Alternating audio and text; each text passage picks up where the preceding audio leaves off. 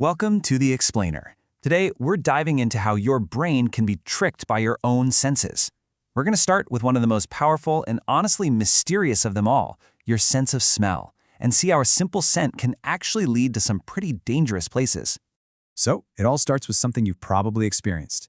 You ever just love the smell of something, like violets, and your friend looks at you like you're crazy because they can't smell a thing? Or maybe you're one of those people who thinks cilantro tastes like soap while someone else is piling it on their tacos. Well, that's not just you being picky, it's literally written in your DNA. So, to really get why our sense of smell is so incredibly personal, we need to take a quick look under the hood at the mechanics of how we smell anything at all. Okay, the sciencey term for this is olfaction. When you smell something, say fresh-cut grass, what's happening is you're breathing in these teeny tiny molecules of that thing. And those molecules travel up into your nose and click into specific receptors, kind of like a key fitting perfectly into a lock. It's a super fast, four-step process. Molecules fly in, they bind to receptors, those receptors fire off a signal, and boom, your brain gets the message. But what's really wild is how direct this path is. See, signals from your eyes and ears have to go through a sort of relay station in the brain. But smell? It gets a direct VIP pass straight to the parts of your brain that handle emotion and memory. And here is the kicker. We all have about 400 different types of these smell receptors, but tiny little variations in our genes mean that my set of receptors is just a little bit different from yours. And that's exactly why some people smell violets and think floral, while others, with a slightly different gene, smell nothing at all. Your personal reality of smell is quite literally written into your DNA. Now, this genetic wiring doesn't just explain why you might like or dislike the smell of a flower. It also helps us understand our attraction to some truly odd scents, including one you've probably noticed yourself. Yep, the smell of gasoline. It's this weirdly pleasant smell that a whole lot of us secretly kind of enjoy. But why? Why are our brains so drawn to what is, let's be honest, a toxic chemical? While scientists basically have two main theories about this. One is all about psychology and memory, and the other is way more direct. It's about a chemical reaction happening right inside your brain. This brings us to something called the Proust phenomenon. Remember that VIP pass to the brain's emotion and memory centers? Because of that, a smell can zap you back in time faster than any picture or sound. So for a lot of us, the smell of gasoline is tied to these really powerful positive memories.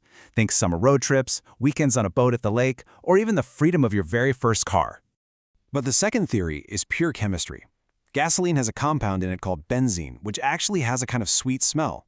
When we inhale it, even in tiny amounts, it can have this slight numbing effects. And, more importantly, it tickles the brain's reward system, releasing a little hit of that feel-good chemical dopamine. So your brain is getting a tiny, deceptive high from just the smell.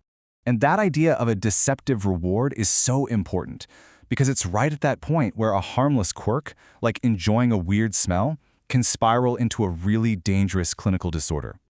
This is inhalant use disorder. It's when that brief high you can get from chemicals and things like gasoline or paint thinners or cleaning fluids becomes a compulsive, destructive habit. The person starts chasing that feeling, even when it's causing serious harm to their health and their life.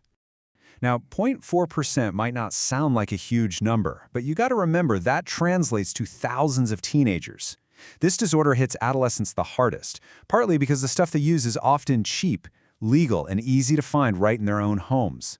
And the warning signs can be tricky to spot. You've got physical clues like a chemical smell on their clothes or maybe paint stains on their hands, but you also have these big behavioral shifts, like they suddenly don't care about anything, their speech is slurred, or their grades just fall off a cliff. This whole idea of the brain's reward system getting hijacked isn't limited to what we breathe in. A really similar kind of compulsion can show up in a totally different but just as dangerous disorder that's all about consumption. It's called pica. Pica is an eating disorder where a person feels this incredibly powerful, compulsive urge to eat things that, aren't food. Things with absolutely no nutritional value. And the items people eat can be all over the map.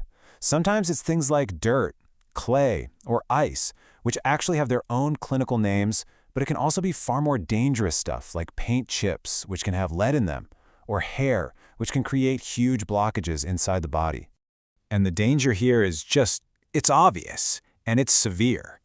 Depending on what's being eaten, we're talking about lead poisoning, parasitic infections, or even life-threatening intestinal blockages that need emergency surgery. It's no joke.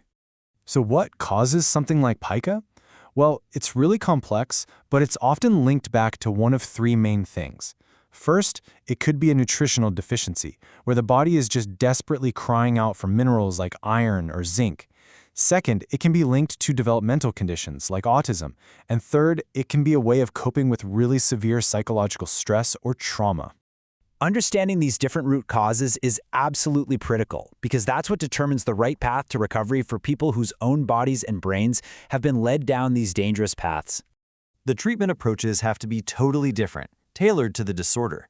For inhalant use disorder, the focus is almost all on therapy, like behavioral therapy and family counseling, to get at the root of the addiction.